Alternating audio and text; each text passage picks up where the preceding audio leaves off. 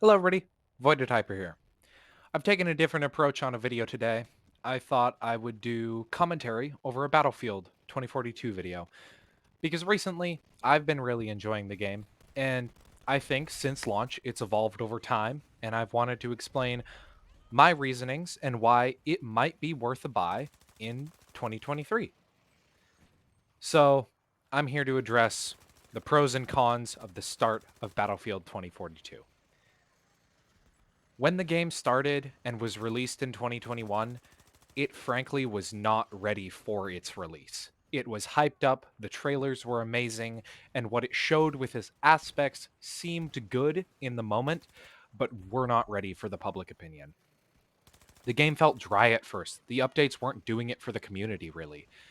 It kind of fell off over time because the game was slowly being updated because for some reason DICE and EA thought that the game was fully completed at launch and then kind of just left it in that state with its 22 and so weapons and its 8 vehicles, which really left us disappointed from the previous Battlefield 5, which had also been a failure due to its campaign.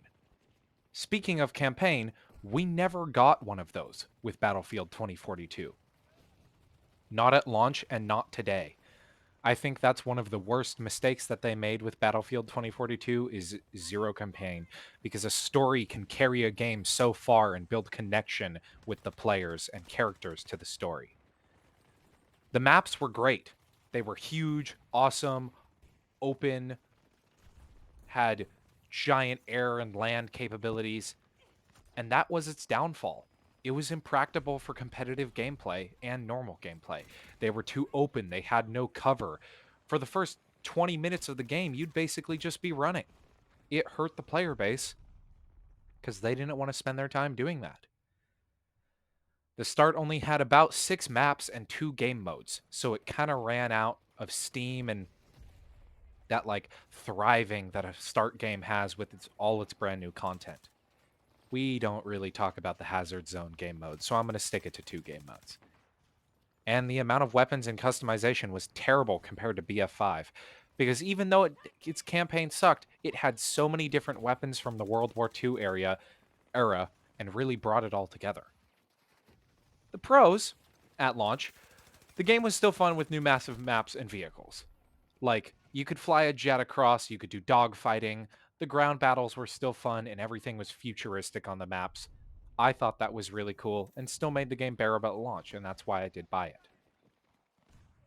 New guns being introduced was cool, and they gave the Battlefield franchise a fresh new feel with these new futuristic weapons like the M5 and the AK-24.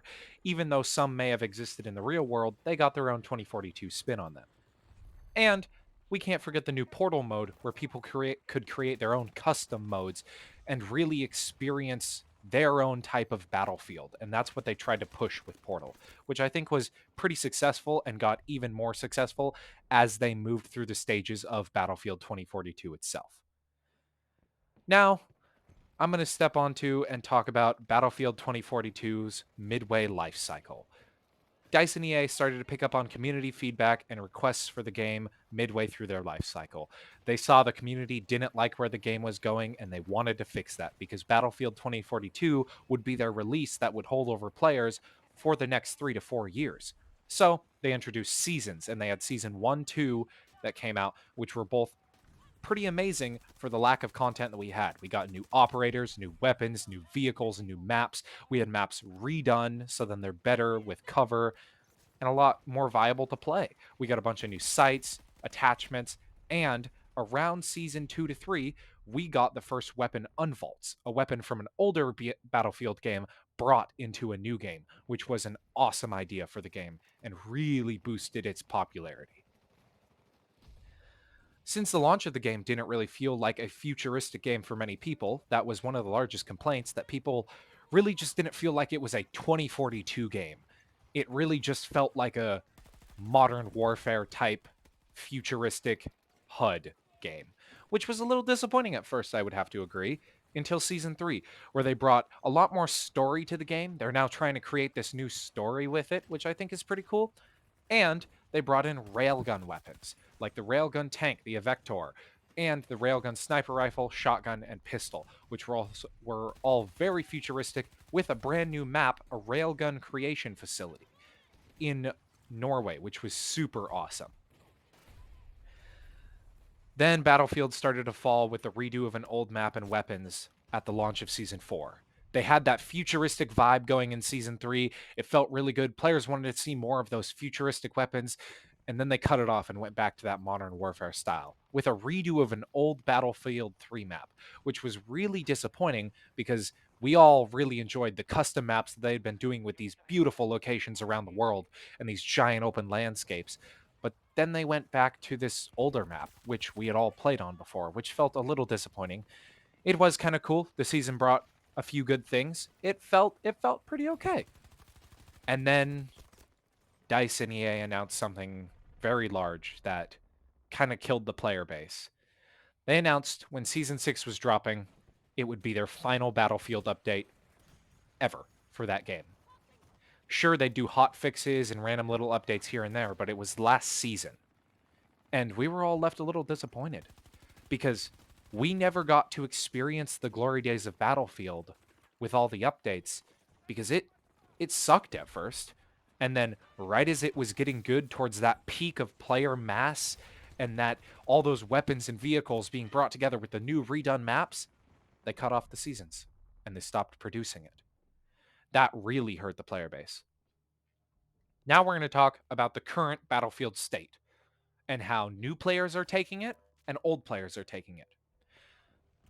I do have to say, the game has come a long way since its release about 2 or 3 years ago. So many new things, so much more feedback was taken into consideration and acted upon. It's a beautiful thing, and the game is pretty fun now, I would have to say. With the launch of the end of Season 6, the game has gotten better with portal invaults and vehicles that were added as general vehicles instead of faction vehicles. As the game is only two factions with Russia and the US, some vehicles are locked to those factions, so it's kind of hard to level them up over time if you can only it's an RNG if you get one faction or the other. So then they added general player vehicles that then you can call in or spawn in that you always have because they're bound to the player, which was awesome. Since the game struggled with a lack of weapons in the beginning at a count of 23, we now have over 43 just main weapons in the game. That doesn't include sidearms, abilities, grenades, specialist weapons. That's pretty insane. And they're all from different eras, especially with Portal. With Portal, it adds all of the Battlefield 2, 3, 1942, and Bad Company weapons into Portal modes, which is just phenomenal. Battlefield has now joined the EA Play Pass, which is EA's subscription service, which really boosts the player count for new players who just want to subscribe and play all the games they can with that EA Play Pass. It's wonderful. Over six map reworks were put in place and plan to continue over time. They may have stopped the seasons, but those map reworks to make all the old maps more viable and fun to play in a multiplayer public sense is still happening. And they're almost done with all the original maps and redoing them, and everybody has loved the redos. For the original players who played this game at launch, it was terrible for the Battlefield title. That's just baseline what it was. It wasn't a proper Battlefield title, and it really didn't live up to the name. But I feel like it's grown over time, and what to take away from this? This game had a rough start, if not a terrible start, but it has changed and evolved, and I think this game is personally worth downloading and playing once or twice. It's wonderful to get on with your friends and just mess around or play in a public lobby for a few matches. It's not something I'd play every day or personally stream every day, but I will hop on every once in a while and make a video like this because I think it's a pretty fun game. Thank you all for watching. Remember to subscribe, and I hope you all have a wonderful day.